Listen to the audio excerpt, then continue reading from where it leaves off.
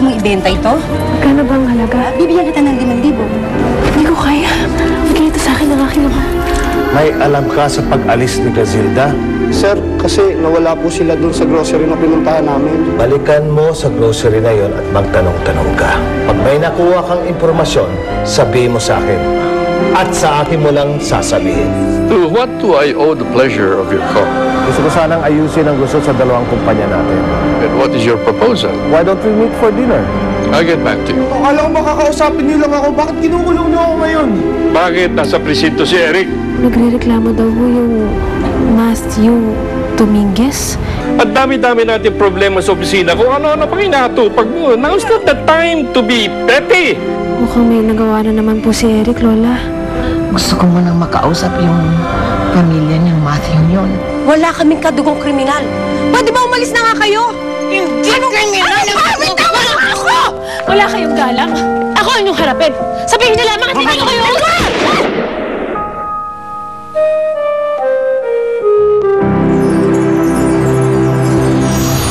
O ano? Gusto nyo pa rin mag-skandalo dito? Ha? Sige. Dahil pwede ko kayong pabaril sa mga gwardiya dito for trespassing. Sige na. Kasing sama. Sana'y masunog ang kaluluwa mo sa impyerno! Matagal ng sunog! Sige na! Paalisin niyo mga yan!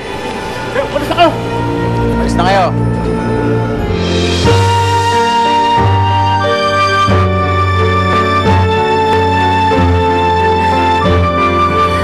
Bayaan mo na.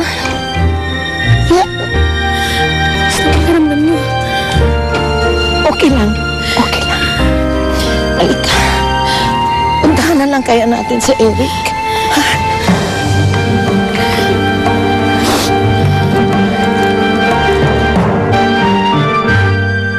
Hi, Daddy. Hi. I missed you. Kasi diba lately, lagi tayo nag-aaway. It's okay, sweetheart. Ang importante, okay na tayo, di ba? Right. Dapat siguro lumabas tayo. Tulad ng dati. Pag-shopping niyo ako? Sure? Sabi ko sa'yo, huwag ka sasama doon sa tatay mo! Ale, huwag niyong pagalitan ng inyong anak. Pasalamat nga kayo at kasama niyo pa siya.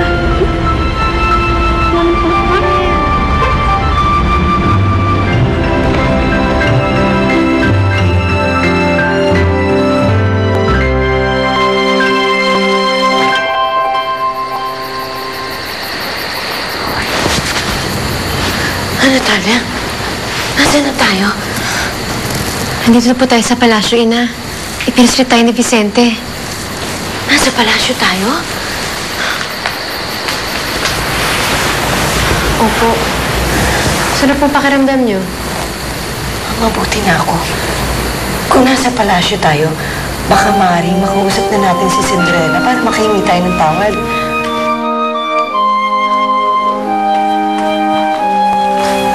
Baka maaaring may balik na rin sa mundo natin si Grazilda kapag napatawad na niya tayo.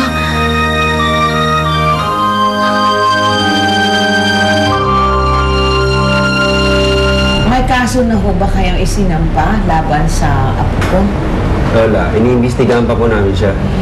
Pwede kayong malaman kung anong klaseng kaso yon? Inireklamo doon po siya ng Mr. Dominguez. Inatake niya po yung biktima at sa sasakyan nito, bandang 2:00 ng gabi. Ginoo, natitiyak ba nung si Eric ang tinutukoy, no? Hindi ganun ang pagkakakilala ko sa kanya. Isa siyang mabait at maginong tao. Ano nangyayari dito? Mga kamag-anak ni Eric Dominguez. Ginoo, parang awan niyo na, baka wala naman si Eric. Hindi kami naniniwalang gagawin niya ang mga bagay na yun. Parang awan niyo na. Wala tayong probable cause. Tsaka tumawag na yung abogado. Di na raw sila interesado. Sige na. Tara, tara. Tara.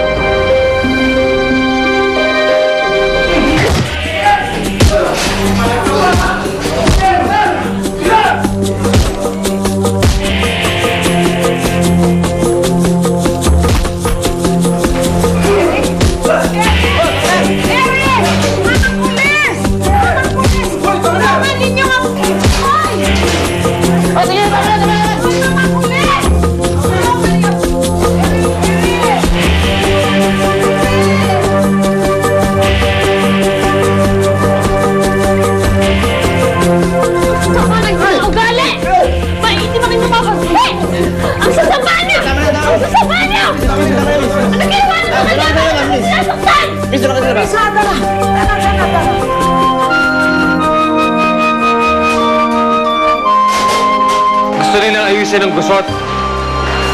That's what he said. Lo, I don't think this dinner invitation is a good idea. Okay? Narinig ko, pumunta sila ng China para kausapin yung mga nakontrata natin mga suppliers. To admit it, what Matthew did was brilliant. Tayong exclusive distributor ng mga supplies from China. Hindi ibig sabihin nung pati si Fernando iluluod na sa harap natin para lang makakuha ng supplies. Let's make the dinner appointment. Sigurado ba kayo? We're about to crush them. Ngayon pa ba tayo magiging diplomatic sa kanila? We would like to know kung anong gusto nilang mangyari, di ba? So let's go ahead and do it.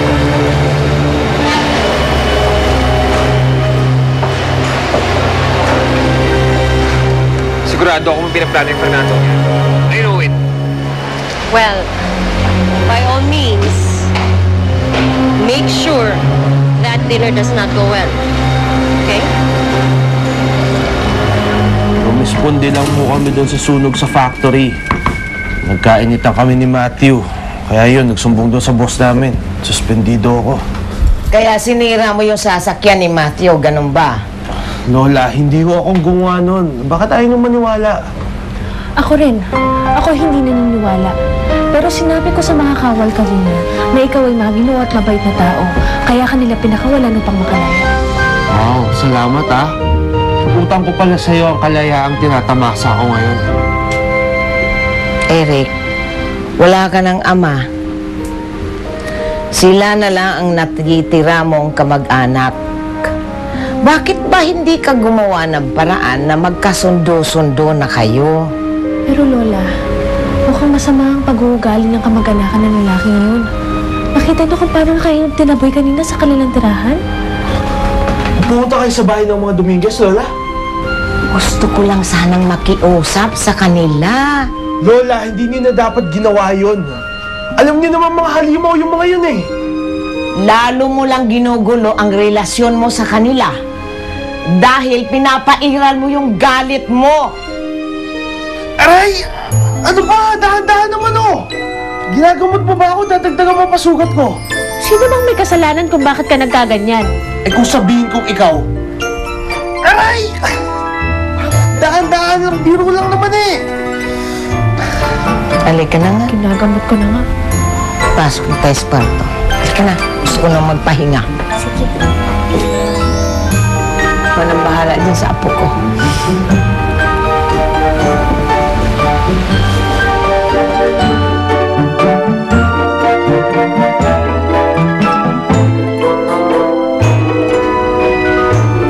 Ano yung tinitingin ko dyan? Paano mo nalaman na nakatingin ako?